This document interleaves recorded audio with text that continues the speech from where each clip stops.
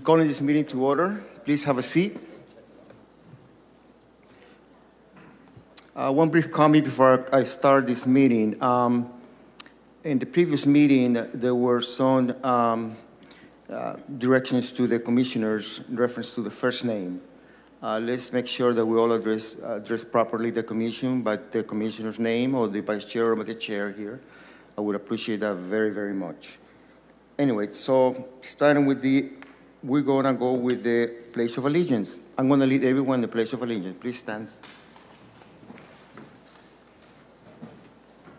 I pledge allegiance to the United States of America and to the republic for which it stands, one nation, under God, indivisible, with liberty and justice for all.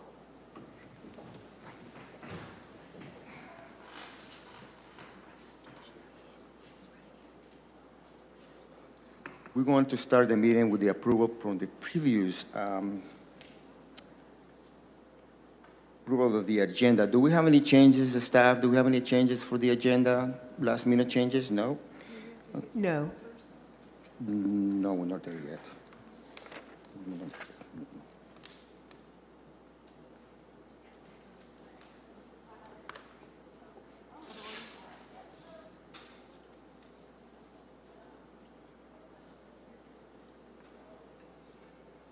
Thank you. Thank you, Vice Chair. This meeting is called to order, like I said. The time was 6:02 or 6:04, I believe it was, when I called the meeting to order. What was that? 6:06. Thank you. Thank you, Commissioner. Would the Secretary please take roll call? Commissioner McCulley? Present. Commissioner Zuniga? Present. Vice Chair Wilbur? Present. And Chair Moncada? Present. We have a quorum. Excellent. We're going to move forward then with the approvals of the agenda. There are no changes to the agenda from staff. Any of the commissioner wants to make any changes to the agenda? Okay. Okay, if there's no changes to the agenda, can a commissioner please make a motion to approve the agenda? I'll make a motion to approve the agenda as presented. I second the motion. Motion approved. Commissioner McCulley? Yes. Commissioner Zuniga? Yes. Vice Chair Wilbur? Yes. Chair Moncada? Yes. Motion approved. Now we're moving to the next item in the agenda, which is new matters. Item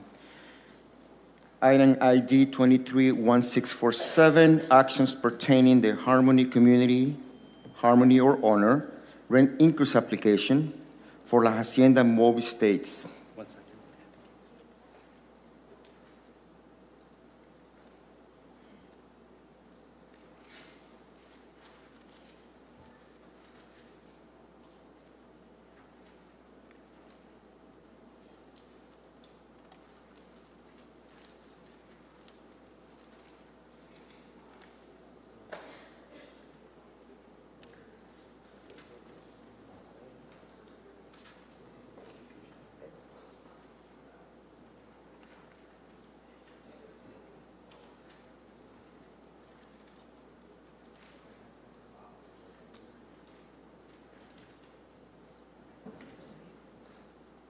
Thank you.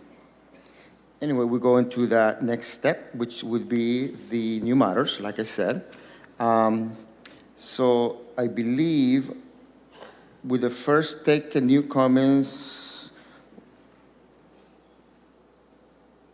take comments from the members present, comments from the people in the audience.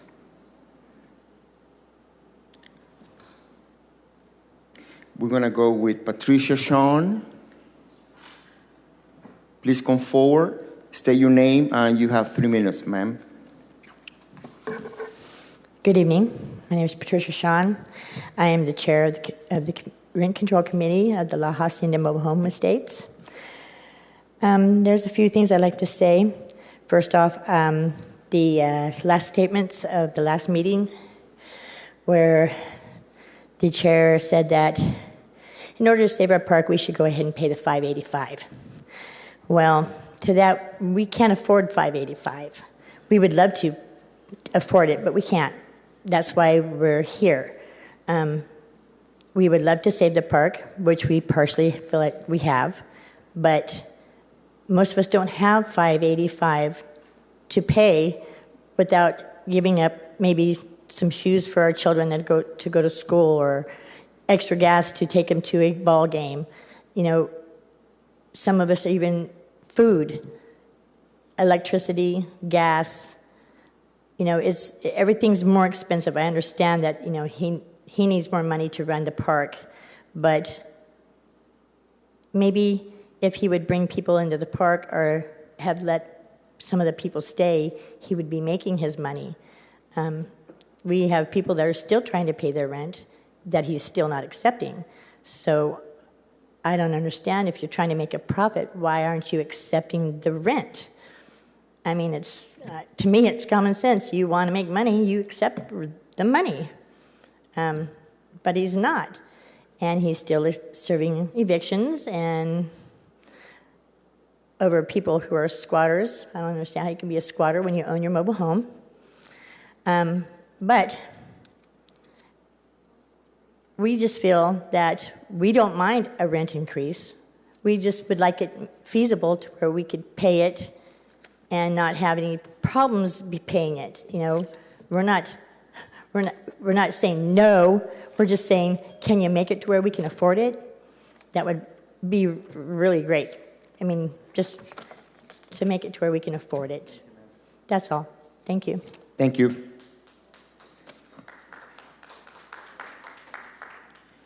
Next, we have, I'm sorry, I want to backtrack a little bit here. I missed a point. This is a reopening of a hearing. So it's not a new hearing, it's a reopening of the previous hearing.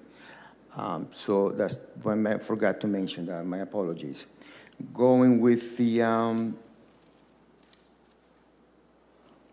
Kia E-Sans, Miss Sands? Kim, I'm sorry. Kim. Yes. Or Kim. Okay. Gotcha. Yeah, I always bring something up here to read off of, but I never read it. But yeah, let's see. They wanted to charge us whatever they wanted, double our rents, you know, $600, then $900 we heard. But it comes down to we have no amenities. They put in lighting for the whole park. 6 of those lights are broken. There's 3 that work, and none of them on the first 2 driveways. So walking through there at night, if you came from the store, it's pitch black. So, and other than that, we had a laundry room before these guys took over, and it got burned down too. But we, you know, there's no amenities. We don't have security gates. We don't have parking, like a parking for guests, kids, playground, you know, a couple picnic tables, some place to do a barbecue and have friends and family and gather and all that. That's what Harmony is about, not what these guys do. But Harmony is living together as a community like we are, and we're stronger than we were before. We're friendlier to each other than we were before because you got to know each other. So God had a reason for doing this, but you guys can't pass this rent control. It's just retarded what they're doing. And how they started out stealing my dishes and I didn't have hot water, so I was washing my dishes at my uncle's. Steal my bike cart, steal my bike. Come on, is that flammable? No, it wasn't. So that's all I have to say. Think about it. Thank you. David Wills.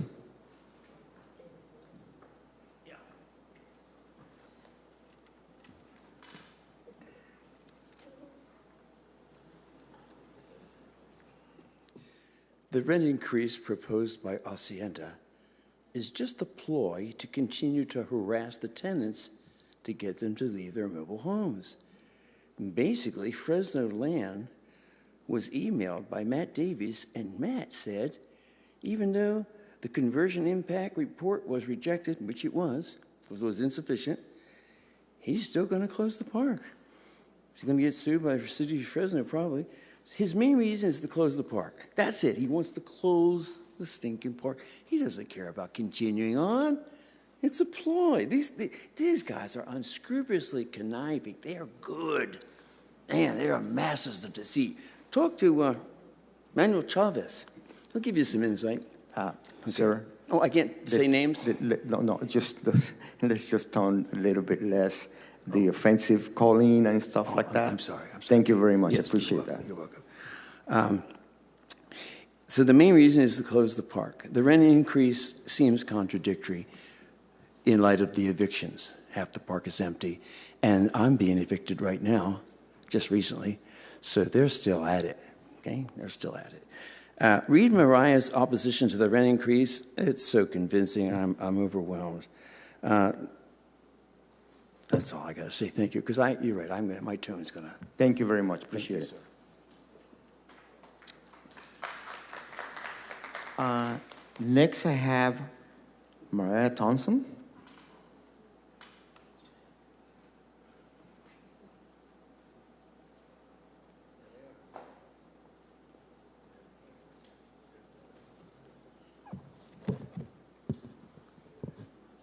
Good evening, Commissioners. Mariah Thompson, Legal Counsel for the Rent Control Committee.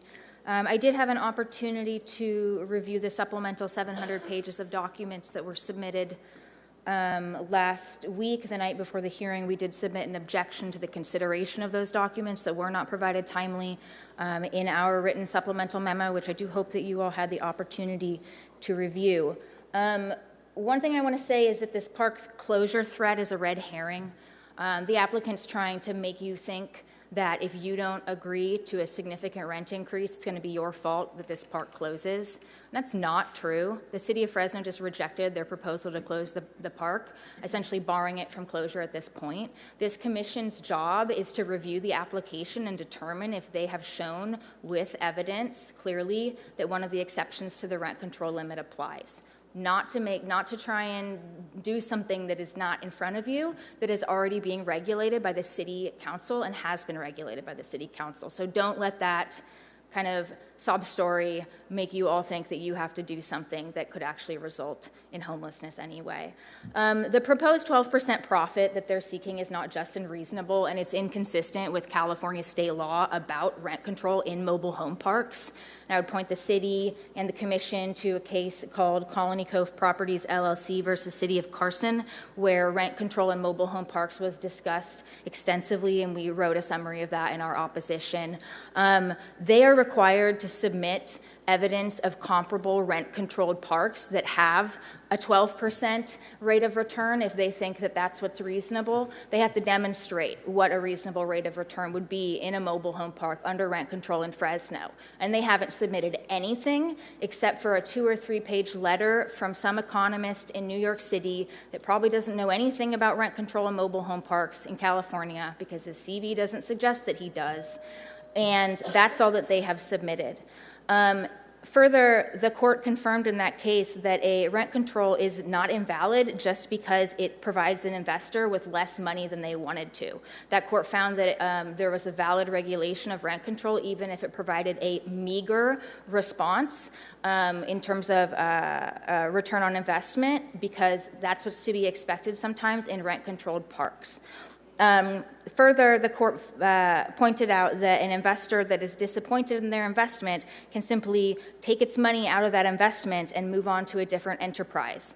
They could sell the park as a mobile home park for what it's worth. I have someone that wants to buy it. They can do that. A 12% or 10% rate of return is not supported by anything that they submitted, and they do not have a legal justification for demanding that. And I also just want to say Mr. Willis was served with an eviction on Friday between the time that he came and spoke with you last week and the day that he came to speak with you this week. So it's still continuing just like that.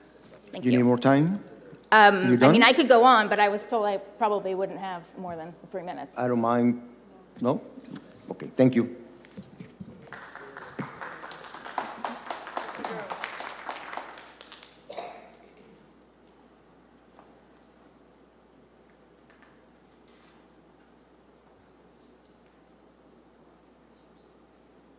Do we have anyone on Zoom? Yes, we do. We have Brian Eid.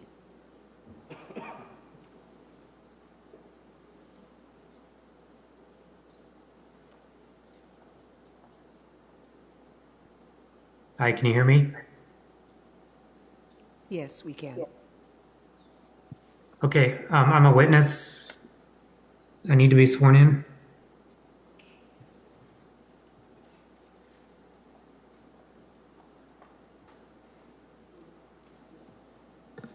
Would the district attorney handle that for us, please?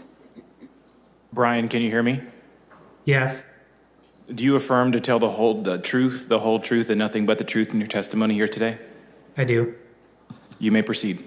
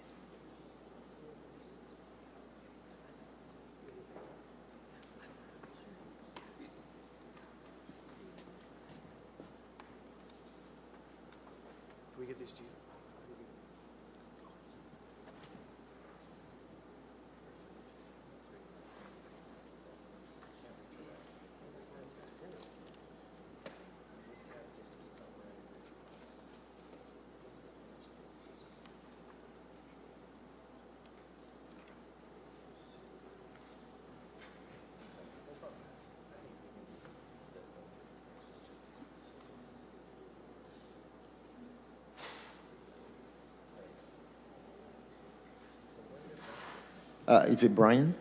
Yes. it's Have you, sir, we're waiting for you.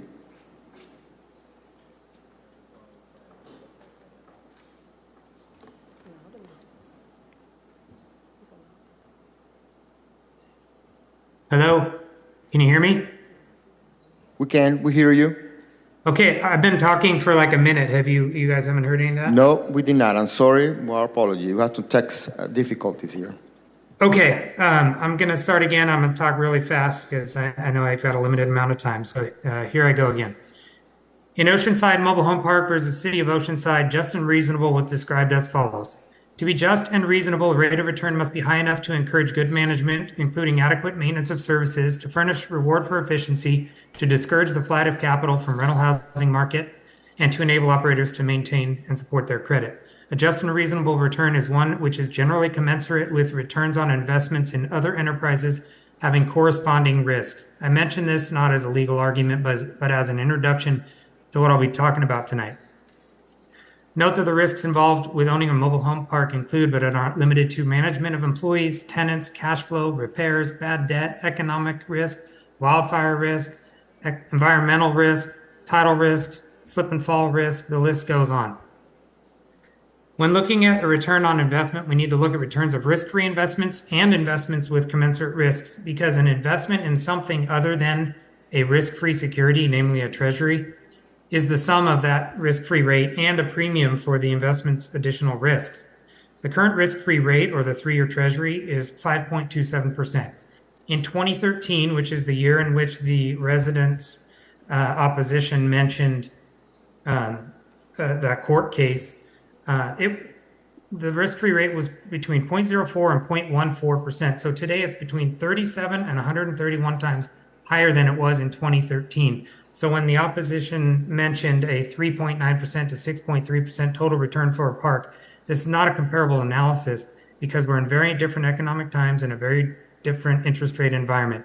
To use an extreme example to illustrate the point, when the US was experiencing hyperinflation and interest rates in the high teens in the 70s, would a reasonable rate of return of a mobile home park investment be 3.9 to 6.3%? No.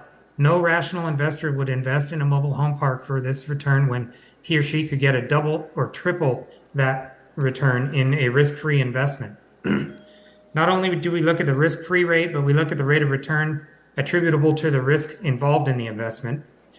We discussed above the various risks involved with mobile home parks. Those risks have an effect on the return of that investment. The risk associated with a particular investment can be expressed in its beta. Beta is a measure of risk relative to the market as a whole. A beta of 1 means the investment has the same risk and return as the market. A beta of 2 means the investment has twice that perceived risk as the market. A beta of 0.5, it means it has half the risk and half the return of the market, and so on. There are 3 publicly traded securities that are comprised of solely investments in mobile home parks. Their betas range between 0.71 and 1.28, which suggests that based on the makeup of their investments, some parks are more risky than others. In the case of La Hacienda, the risk is greater than most parks due to the high vacancy rate, the high non-payment of rents, the high amount of rehabilitation and repair necessary.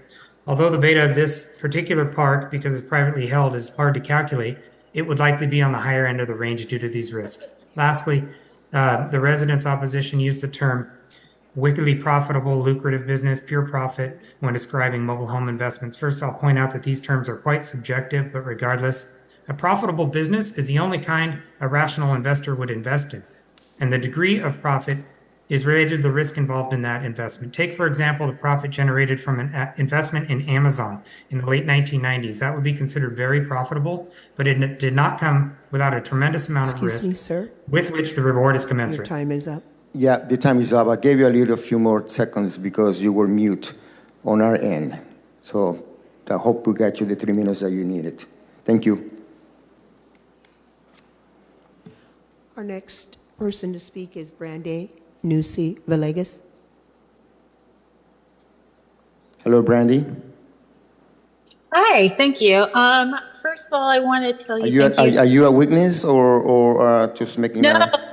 I don't know. I had to jump in late because of another thing. I don't know if I'm supposed to be. Wanted to do public comment in opposition with the position of the residents. I don't know if now is the time to speak or if there's another time. Go ahead, ma'am. Go ahead.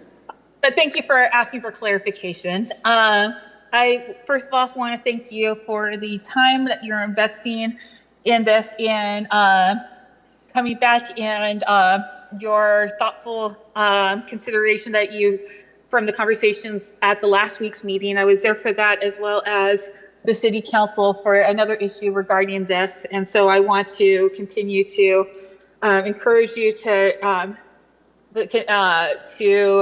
consider the opposing the higher the 300 plus rent increase.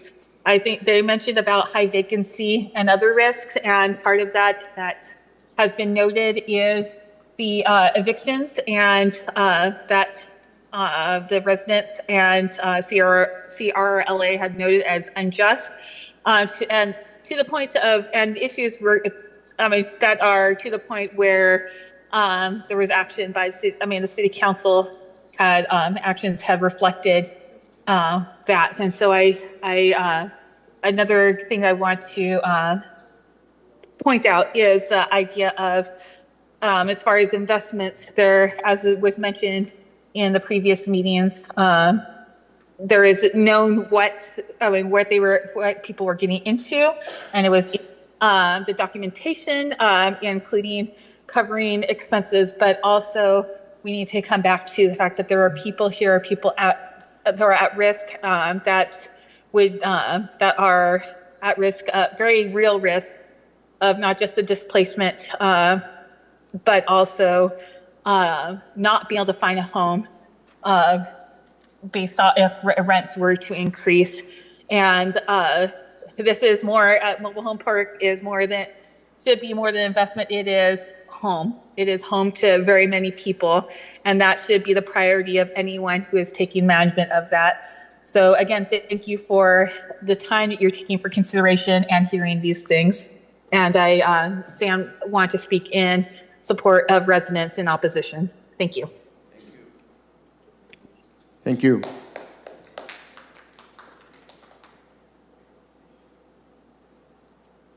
We don't have any more online.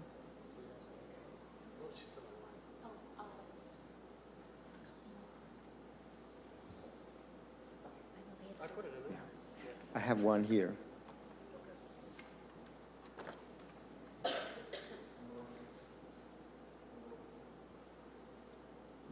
Jason Delay. Did I pronounce your name properly? Delay? Dilday, yeah. Delay. Thank you. Close enough. Good evening. Before I begin, I would like to... Oh, okay, that's fine. Okay. Good evening. Before I begin, I would just like to state one additional objection from last time, and that is that the owner objects on due process grounds to the format and time limits imposed on this proceeding because it does not give us a reasonable opportunity to present our case. Moving on, all rent control ordinances, including Fresno, must allow a park owner to obtain a fair return rent increase. The law does not specify a particular method for determining what a fair return is. The ordinance provides factors that this ordinance provides factors that the commission may consider in determining the fair return increase. One of the factors under the ordinance is a just and reasonable rate of return on the owner's investment in the mobile home. According to the supplemental documents we submitted, and specifically Dr. Somek's analysis, the fair and reasonable rate of return on an illiquid mobile home park investment is in the range of 12 to 20%. The owner is only requesting 12%, the low end of that range, because while the ordinance specifically acknowledges the owner's constitutional right to earn a fair return on its investment, it also states that this return should not be excessive in order to protect the residents. A 12% return requires park residents to be at $585, which equates to a $285 rent increase. A second factor the commission can consider is the rent charged at comparable parks. The owner presented the commission with the rents charged at 19 parks in the surrounding area, including 17 in the city limits. Taking the average of all 19 parks, produce an average rent of $595. The ordinance does not require that the parks be in the city. That says nothing about them having to be located within the city limits. It just says that they're comparable properties. There are two parks the staff report acknowledged are comparable properties but are excluded because they are outside the city limits. Excluding these two properties is improper because the ordinance, again, does not require that they be located in the city. The staff says that many of the 19 parks are not comparable. However, if you take the 3 parks that staff admits are comparable, namely Sierra Mobile Park, West Winds, and Shady Lakes, the average rent is $565. So the rent increase would be $265. Using the comparable properties referenced in the residence closure opposition, which is also attached to our supplemental documents, the average comparable rent is $649, meaning an increase of $349. The third factor is rehabilitation and capital improvements. The park spent $400,000 in cleaning up the park and making capital improvements. The staff report mentions that there was a $300 reduction in the purchase price. The bottom line is this means the park was purchased for $1.4 and then spent $400 in rehabilitation work and capital improvements that benefited the residents. The $400,000 worth of capital improvements and rehab work equates to a rent increase of $258. In summary, based on a reasonable rate of return on the owner's investment, the commission should award a rent increase of $295. At a minimum, the commission should award an increase of $258 based on the rehabilitation capital improvement factor. It should be noted that the residents do not provide any possible rent increase based on a just and reasonable return. Their opposition is basically that there should be no increase other than the automatic increase. So there's no alternative increase amount out there. Finally, regarding the closure hearing last week, regardless of the pending park closure, the owner has a constitutional right to a fair return. This constitutional right is not disputed by the residents or their council. Practically speaking, if the owner is unable to get a fair rent return increase, one way or another, the owner will be forced to go out of business. That's just the reality. So the way that the Residents characterized the hearing last week is not completely accurate. It's not necessary for the park to seek approval to close the park because we're not seeking an alternative use of the park. So I know that's how they paint the outcome of the hearing last week. It's completely inaccurate and completely contrary to the mobile home residency law and the government code section. Do I have a time? I don't have a timer? I don't? Oh, I'm done? Oh, okay, all right, thank you.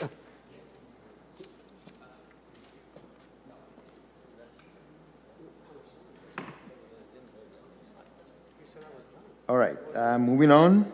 Any more comments? No? Okay. No, sir. No, sir, we don't. Thank you, thank you. Oh, we just had- Excuse me, sir.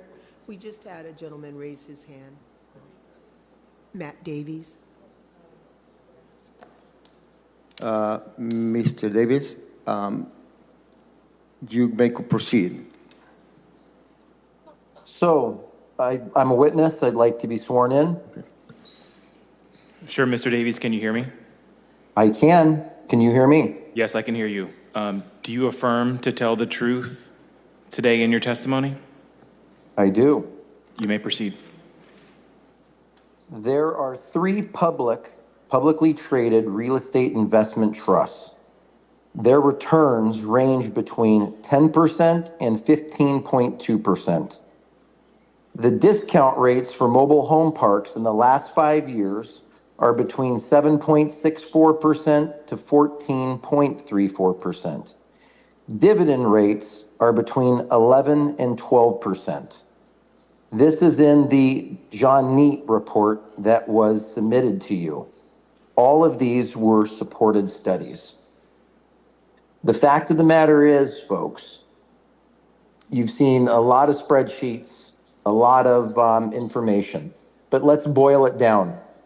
If I refill this park at $300 rents, I'm still losing over $50,000 a year. If I'm going to stay in business, I need to obtain a fair return. A fair return. I need to at least be able to pay the bills and keep the lights on and make a little something for the $1.7 million we invested in. 12% on our money is reasonable at 95% occupancy. That is a $585 rent. Anything less than that, I might as well put it in a treasury bond, and I'd still make more than I'm making. I would agree with what Jason said wholeheartedly. We are on track to close down in August because we're not going to be stomaching these losses. You heard a lot of statements from the other parties today about what's been going on at the park. For example, you heard a laundry room. The laundry room hasn't been in place for a number of years after it burned down. You heard about people being evicted improperly. Well, I would disagree with you because the courts in Fresno County have agreed with every eviction that we have done, and we have been 100% successful because we are following the notices that were, number one, laid out by the receiver and the city of Fresno prior to taking over. Number two, we're removing illegal occupants and people that were not supposed to be living in that park. They'll tell you that they were living there, but they were renting these homes from people that owned them. And those people were not our tenants. We're not going to continue to lose money. $25 continues to have us lose money, and we shut down in August. Despite what you've heard, we have the right, every business in California has the right to close. And it is currently our intent to close if we cannot obtain a fair return. Thank you. Thank you. We don't have any more to speak. Thank you. Now we're going to move on to Ms. Young's representative for the rebuttal. Would that be Ms. Thompson? That's what I'm surprised you guys took a 3 minutes each. I'm just following the rules. I mean, you get to speak, you know? My apologies. Yeah, So now you I was confused too when I contacted the city attorney's Well, office. I I'm was so told sorry. I didn't get to do a presentation, but I'm happy to respond. When, So I'm not when I gonna, saw I'm you not call gonna first say and I no go, to why? an Okay, well, opportunity to anyway. rebut.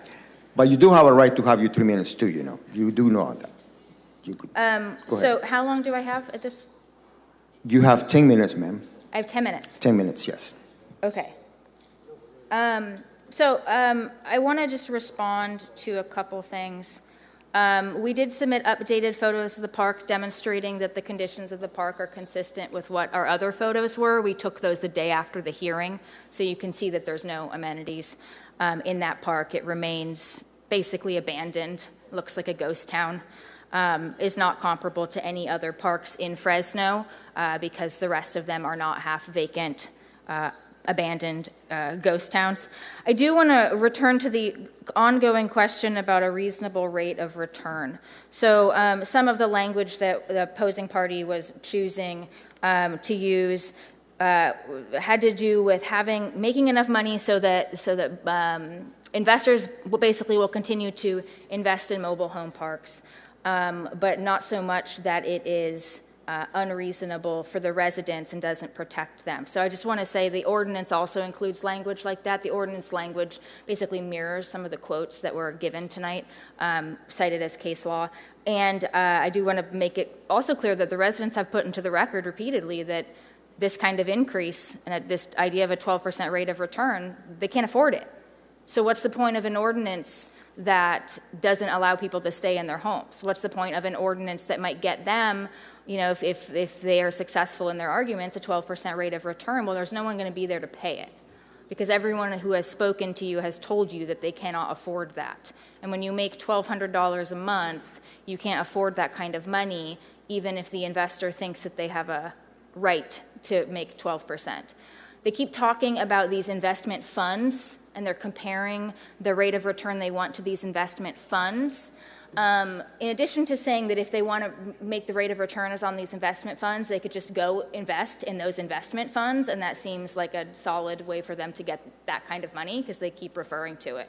But the more important point is that the case law makes it clear that if they are going to talk about getting a reasonable rate of return, it has to be on a comparable investment with comparable risks. They don't compare this to a rate of return for any other rent-controlled mobile home parks.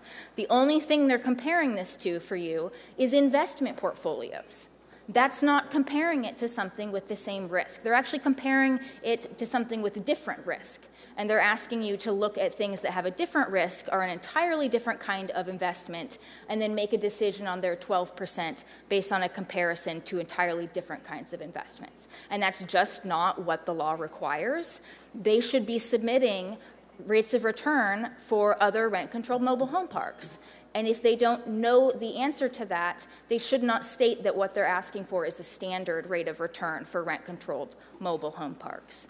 They also cannot expect to make the same kind of return on a rent-controlled park as they would on an unregulated park.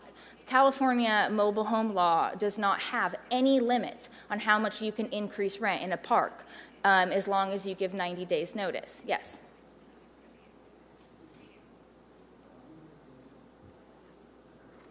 It's 3 minutes. It's just I heard 3 minutes, and I say, no, it's incorrect, it's 10 minutes. So I was instructing the staff to make sure they had the 10 minutes. I believe you spoke about 4 minutes so far. Cool, sounds great. Thank you. Okay, I'll continue. Though now I've lost my train of thought. Apologies, I thought you wanted the minutes. And, No, I do. I you- definitely want the time. So presenting evidence of rates of return for portfolio investments is not the same as meeting the standard required by Colony Cove and other case law. They need to be submitting, like I said, evidence of comparable rates of return, which would be comparable parks, which are rent controlled. As I was saying, California law has no restriction on how much a mobile home park owner can increase their rent as long as they give 90 days notice. So in an unregulated park, the sky is kind of the limit, you know. There's so much of a need for affordable housing that you can extract a huge amount of money out of people who are desperate to find housing unless it's regulated. So the unregulated parks have the opportunity to be huge rates of return. We submitted a lot of information of places that call these cash cow investments, low risk investments, guaranteed profits. Mobile home parks are considered to be a hot investment commodity. Why do you think companies like this are gobbling them up? They have 50 parks or more now. A couple years ago, when we first started litigating against them, they had around 30. All over the country, people are buying at parks like this because there is such a good opportunity to make a lot of money. And we submitted a lot of documentation on that. I hope you had the opportunity to look at it. So you can't compare it to an unregulated park. And if you're going to compare it to anything, you also can't compare it to completely different types of investments like these investment portfolios. You got to compare it to a rent-controlled park, and there's case law supporting that. I also just wanted to state that, you know, this applicant is already representing under penalty of perjury that you have approved the rent increase. In Mr. Willis's eviction that he was served on Friday, they are stating that the space rent for the park is $650. So they've done that in multiple evictions filed recently against our clients, even though that rent increase has not been approved by you yet. And the city of Fresno found that they submitted pretty disingenuous appraisal documents when they were rejecting their proposed closure report and relocation report. And just with the record for this particular company, I would say that there is such a good record of inconsistencies between the evidence and what they are representing that I would ask you to not rely too much on what they are representing to you today they're going to do in the future. You know, they shouldn't be already claiming that they have a right to get $650 of rent from someone in the park, let alone multiple people, if you haven't even voted to approve that yet. And we submitted those evictions to you as evidence so you could see that that was being done. Further, when it comes to the capital improvements, I just want to reiterate that they also cannot seek reimbursement for ordinary costs to run the mobile home park.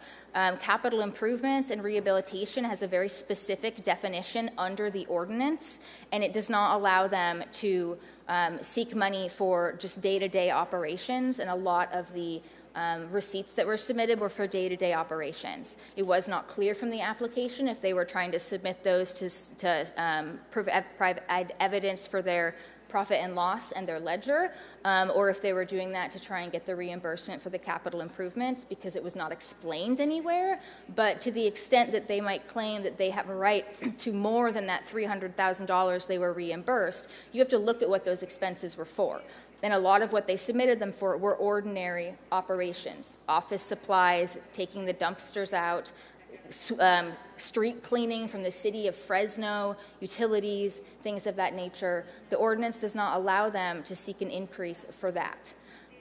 They did not submit evidence of what their rate of return would be if they increased the rent by what they are allowed to increase it by, which is what we are proposing.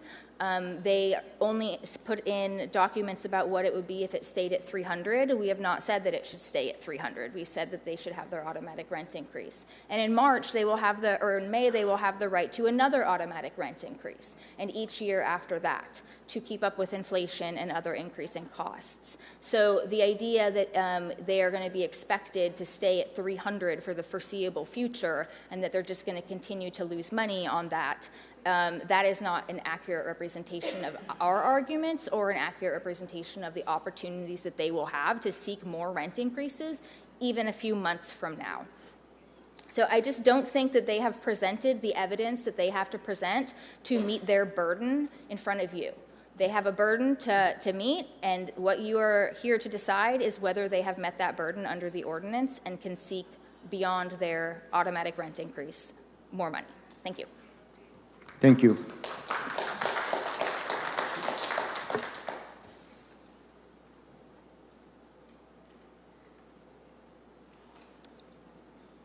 We speak on behalf of the owner.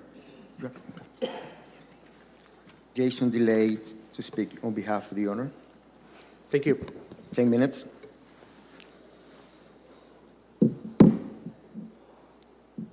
Okay. I want to just address a couple points raised by Ms. Thompson. One, she talks about, it's included in their packet, a copy of a complaint that says the space rent is $650. It does not say that. If you look at the highlighted portion, it says the fair market rent is $650. So it's not. It doesn't say that the space rent is now $650 to reflect that some increases happened. That's. And the. Excuse me. Please silence in the room. Thank you. And the city did not say that the park owner was disingenuous in anything to do with this closure hearing. They took issue, or the appraiser they hired to review the appraisal done by the parks appraiser found issues with that appraisal, differences of opinion. It has nothing to do with the park. The park didn't do the appraisal. It just hired a certified appraiser to do the appraisals for the mobile homes. So I just want to clarify those two things. And another thing she talks about, she's talking about, I don't know, some difference between in these cases where it's rent controlled and not rent controlled, and how this affects the rate of return or what you're allowed to collect. All these cases deal with rent controlled properties because they're the only ones that are going to get their rent increased, to do a just and fair increase. If there's no rent control, you don't have to do a just and fair rent increase. You just raise your rent. So they all have to do with that. So all these cases cited by us and cited by her all deal with rent controlled properties and rent controlled areas. Touched on a little bit by Brian Eade earlier is they talk about this I believe it's 3.9 to 6.3 as basically the maximum. 6.3 being the maximum you can charge for a maximum rate of return. That's completely as he touched on. When that case was decided, the risk-free rate of return, meaning the 3-month treasury, was at I think Brian said between 0.07 and like 1.01 or 0.1. It's percent. Today it's 5.54%. I mean, that's just a completely different magnitude of interest rates. I mean, so anyway, those cases do not put an artificial limit on the rate of return. It depends on the circumstances. It depends on the environment. Okay. And just touching on this park closure thing one more time, a little bit, since is under the MRL, which is the mobile home residency law. Mobile home tenancy can only be terminated for 7 reasons, and one of those is when the owner wants to change the use of the property. And it specifically says in that section, if the owner wants to convert the property to another use, like apartments or condos, it must apply for local government permits. Once all the permits requested a change in use have been approved by the city, board, commission, et cetera, management shall give the homeowner 6 months notice of termination of tenancy. If, like the change of use, like here, the change of use requires no local government permits, management must give 12 months notice of termination of tenancy. That's what we did. We gave the 12-month notice. There is nothing for us to apply to with the city for approval. Okay, at the end of the 12 months, we are entitled to close the park. The hearing that we had last week was just on the sufficiency of the impact report, whether or not we want to appeal that, whether or not we want to submit some additional information or not. I mean, that it has nothing to do with allowing us to close the park. It's only about whether the impact report was sufficient according to the city council. Let's see.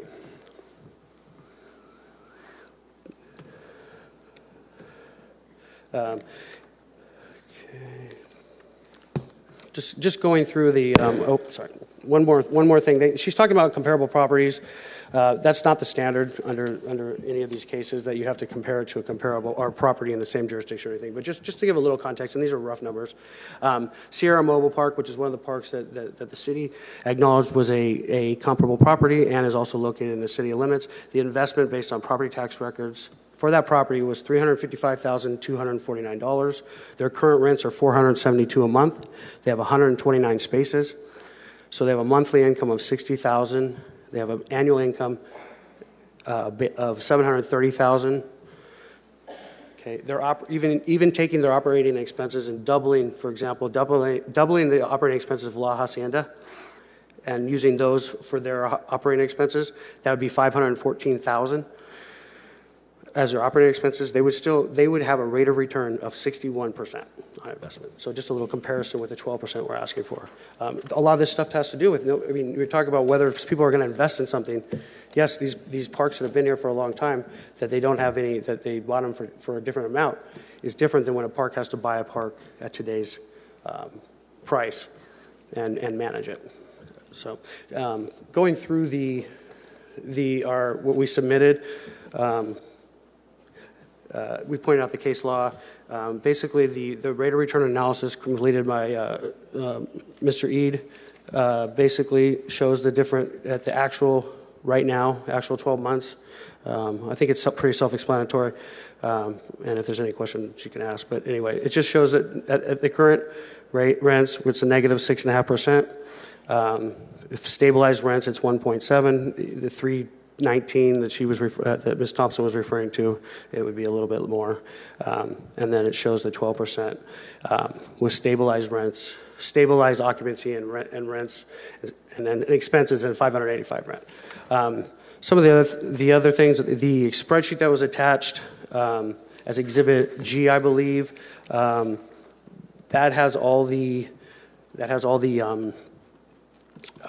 expenses for the rehabilitation and capital improvements. It also has it has a summary, and it also has lays out each of the GL account numbers for each, and shows you each of the itemized expenses. So just for clarification on the from last week when there was some concern about that, and those are the actual expenses paid, which I think varies a little bit. So there was some, I think about $2,000, maybe over, but that's the correct numbers.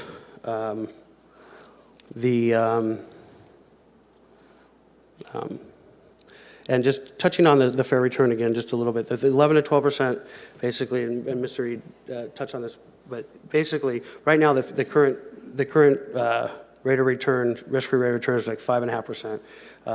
So that's the starting place when trying to figure out what the rate of return is.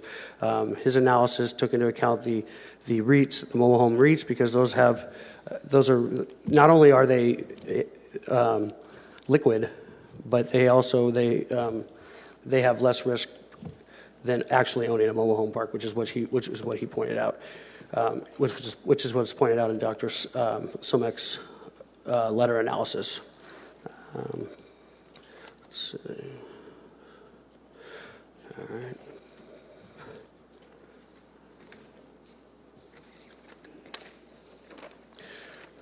All right, just going through real fast again what I said, because when I only had 3 minutes. There are 3 factors that the application was filed upon, based on, and the first one being the fair rate of return.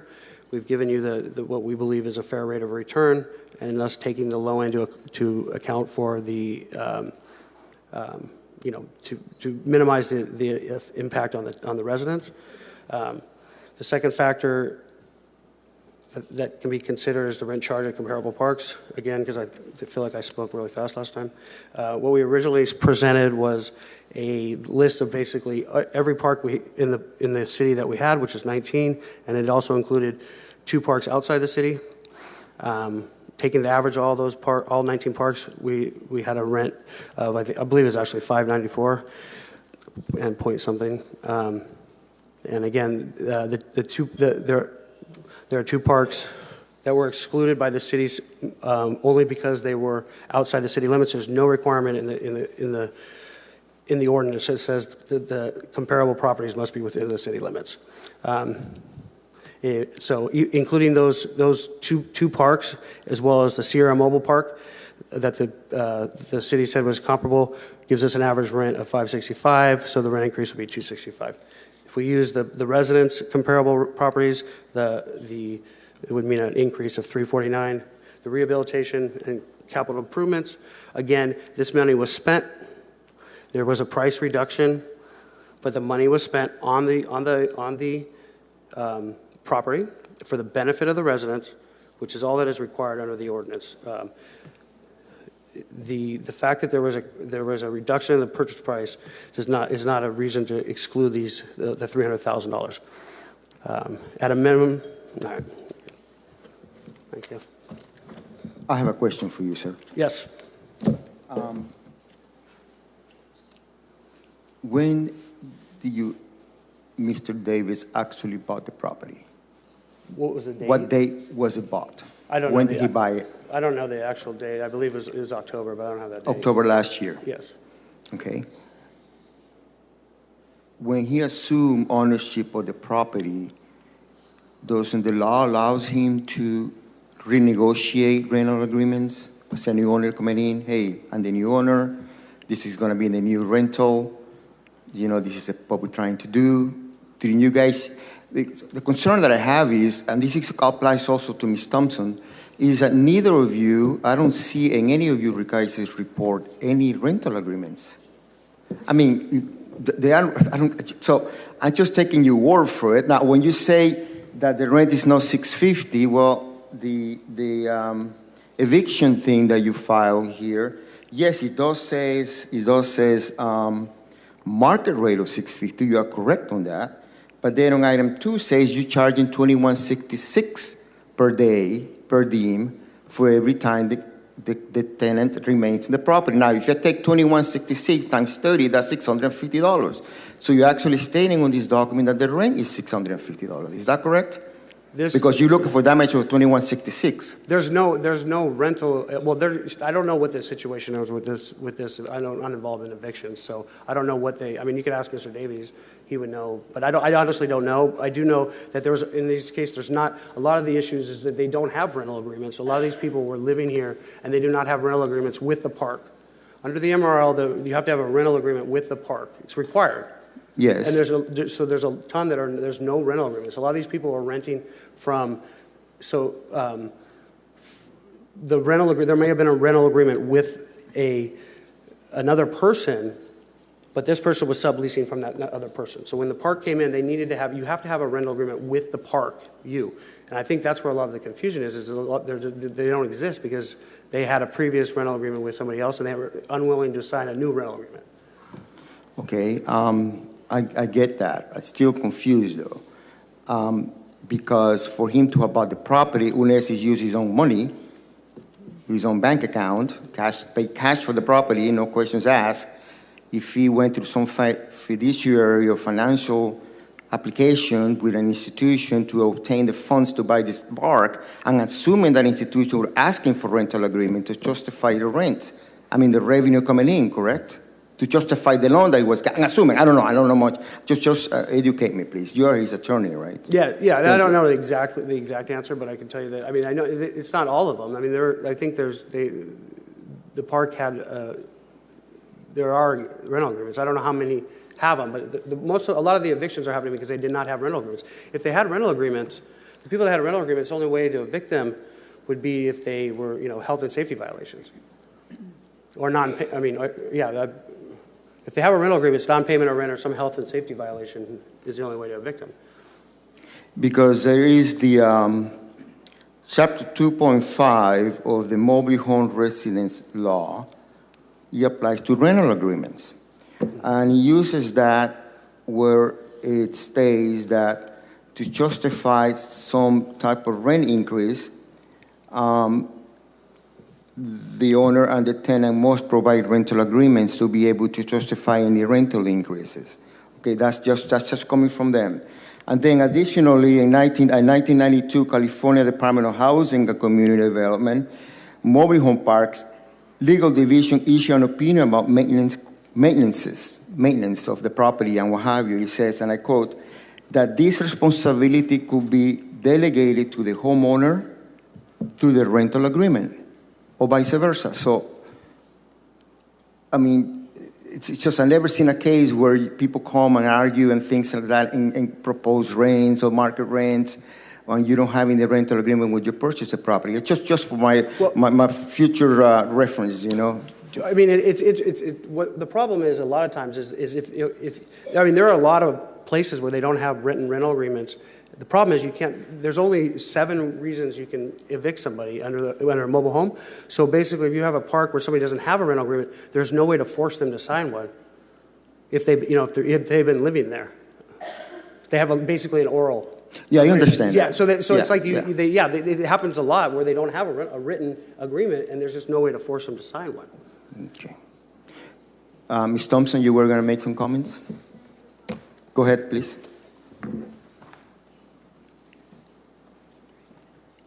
I just want to respond to your question about whether there are rental contracts. Yes. So I represent or have represented the majority of people in the park, so I can speak to this from personal experience as their attorneys. Many of the residents had oral agreements with the prior owner. Oral agreements, rental agreements under law, when a person acquires the property, the landlord, they step into the shoes of the prior landlord under the same contract and the same terms of the rental agreement as the prior. So when this company came in, they basically inherited the terms of those other oral agreements. Now, you are correct that the mobile home residency law requires a written agreement. So when they took over the park, they were required to offer a written lease agreement. They did not offer a written lease agreement to the residents in this park. They have offered a written lease agreement only to a few residents in this park, namely my clients that have been suing them, and they're trying to get them to sign a lease agreement that would waive their right to basically ever sue them for anything ever again, which we contend is an illegal rental agreement, and so most of my clients aren't signing it. But the only people they've offered that to is families who they're trying to essentially moot out of the lawsuit. The rest of the families with whom they have no conflict, including many that are here tonight, have never been offered any kind of lease agreement whatsoever. So that's the status of the lease agreements. Thank you both. We're going to go ahead now and close the hearing, and the commissioners now would participate in what step we're going to take next. So, Commissioner Zuniga. I think that there was potentially a summary report from the city of Fresno on any updates since the last meeting, if that's available.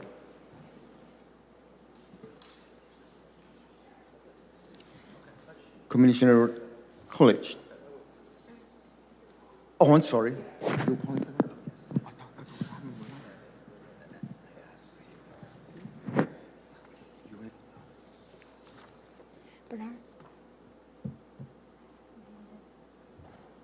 This is just a written out copy of the 2 pages that we've got up there. That way, if you want to refer to them later when they are no longer on the screen, you have that available to you. This is basically a non-exhaustive matrix of arguments that were brought up by either side and assessments that were made by staff to kind of track how the arguments and assertions have flowed throughout last week's hearing and this week's.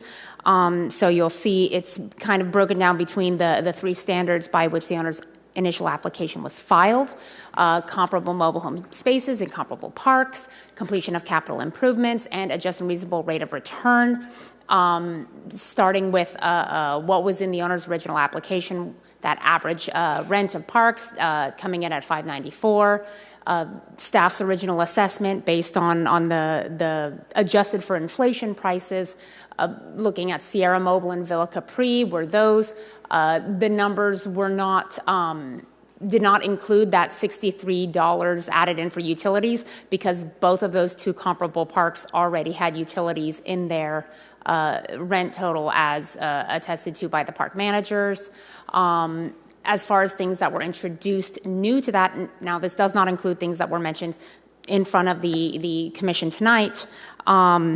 There was an argument in the owner's supplemental materials that the residents' report included an analysis showing an average of $649. The resident supplemental material didn't refer to this argument, but on review of that report that was referenced in the owner's supplemental material, it didn't seem to be that was what that chart was indicating. For the capital works, The initial number in the application was around $402,000. Staff had looked at it, looked at the itemized listing, and noticed there was a lack of indication of the $300,000 through credit, and some of them that appeared to be double invoicing because they were identical and work not paid for by the owner.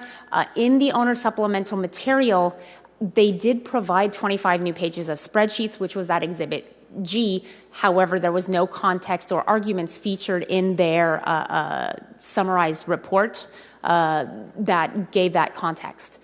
The resident supplemental material did have a short section in theirs dedicated to their argument on that. For a just and reasonable rate of return, this was the area where both the supplemental materials by the owners and the resident committee concentrated a bulk of their arguments. The owner's argument spoke to, as Mr. Dilday attested, that fair return, which is focused on relevant investor interests, commensurate risks, return as things with similar risks, and make some assertions there.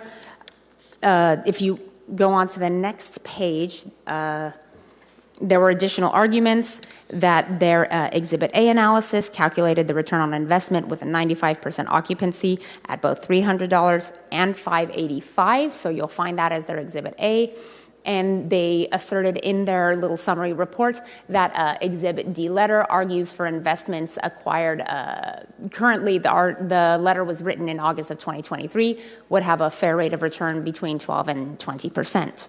As far as what was in the residents' supplemental material about that third point, the just and reasonable rate of return, as Ms. Thompson spoke about during her rebuttal, they had some case law that they said argued that a rent-controlled park should not be compared to a non-rent-controlled park, and they argued that mobile home parks are not a high-risk return on investment. They had some, not case law for that, some financial articles. They also asserted that as the owner was aware of the issues before the park was purchasing, that should be taken into consideration. You can see there's a list of some more of the arguments.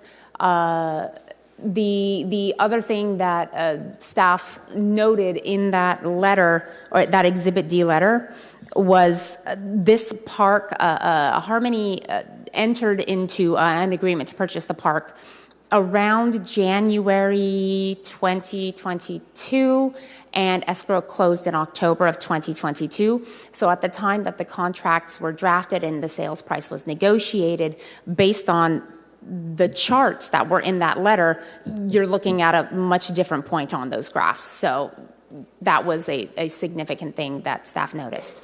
And then on the bottom, you'll see that outside of those three reasons originally on the application, there were contentions made by both sides. So we wrote those out there for you to track about what the base rent is and what their arguments were for that. And then arguments about timeliness or lack thereof on either side. So we wanted to give you this summary so you have it as you do your deliberations. Thank you so much. Thank you. Anything else, Mr. Commissioner Zuniga? Good? Good.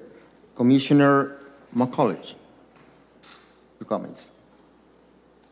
Yeah, I just have one comment. Any business owner knows going into buying something that there's going to be risks involved. Of course, because, you know, as a business owner, you should know that. So I'm just wondering if the owner knew about the risks buying this park was going to entail. He knew the condition of the park before he bought it. So I'm just, I just don't think that, I don't know if he didn't think it through, but I honestly don't think $350 a month is reasonable or fair for anybody in this situation. Yeah, and that's all I need to say. Vice Chair. I think we've been presented with a lot of evidence from each side.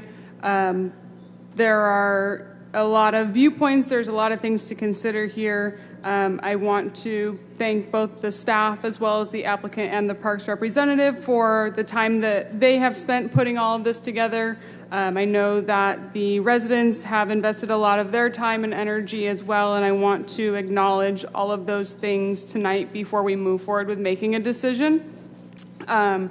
This is something that I have also spent a lot of time reviewing all of the documentation, really trying to understand where each party is coming from and understanding where they're gathering numbers and where their math is coming from. So I do believe that business owners and property managers and owners are entitled to earn a profit and return on investments. But I also believe our neighbors here in Fresno are entitled to safe, habitable, and affordable housing. I believe the property condition, the rents, as well as the current rent control laws were known at the time of purchase. I don't find any evidence that those have changed since the time of the purchase, as well as I have a hard time discerning the $400 or even $170 or $99,000 of improvements that have been made to the park. Based on the evidence that's submitted, it does appear to primarily be related to normal operating, as well as extensive meals and travel. I don't believe that improves the park or is the purpose of park improvements.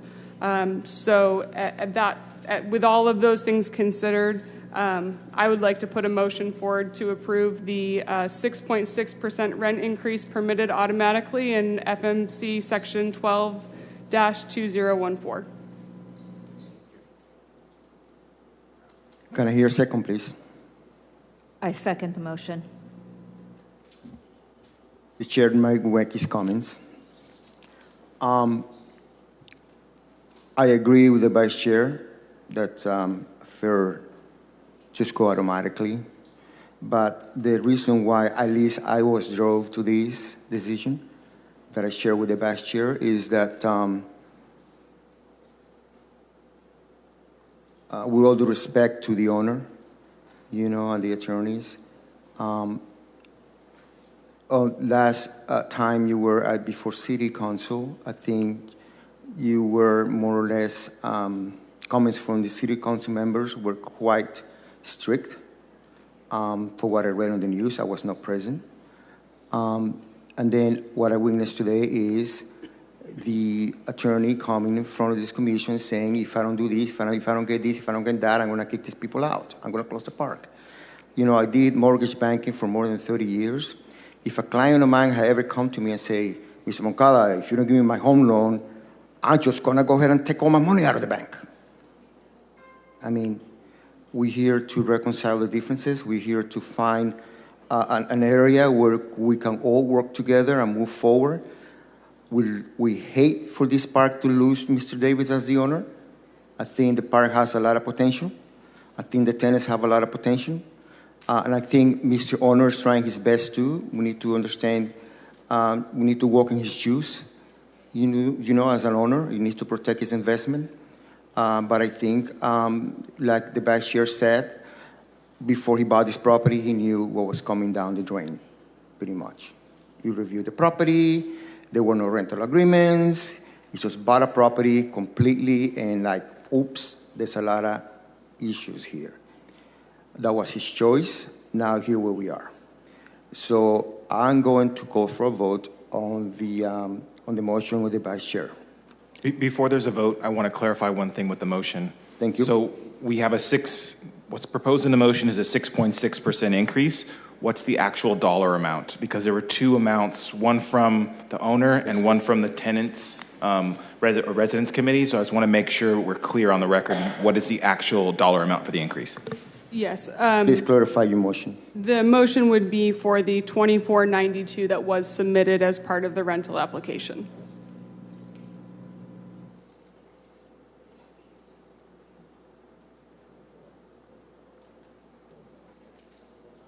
Okay, an amendment to the motion was made that we're going to approve the 2492 that was on the application. And can the secretary call the vote, please? Commissioner McCulley? Aye. Approve. Commissioner Zuniga? Aye. Vice Chair Wilbur? Aye. And Chair Moncada? Aye. Motion passes. Motion passes. Thank you. We're going to call for an adjournment now. Thank you all, and be home, drive home safe. Motion to adjourn, please. Motion to adjourn the meeting at 7:21 PM. Not quite yet on the adjournment. We do have unscheduled oral communication if anyone wants to speak within the jurisdiction of the commission. Thank you. Thank you, District Attorney. Is there anyone on the audience that'd like to speak? Otherwise, we will call for an adjournment. Thank you. Very well then. Thank you. Motion to adjourn at 7:21 PM. Second. All those in favor say aye. Aye. Aye. Adjourn.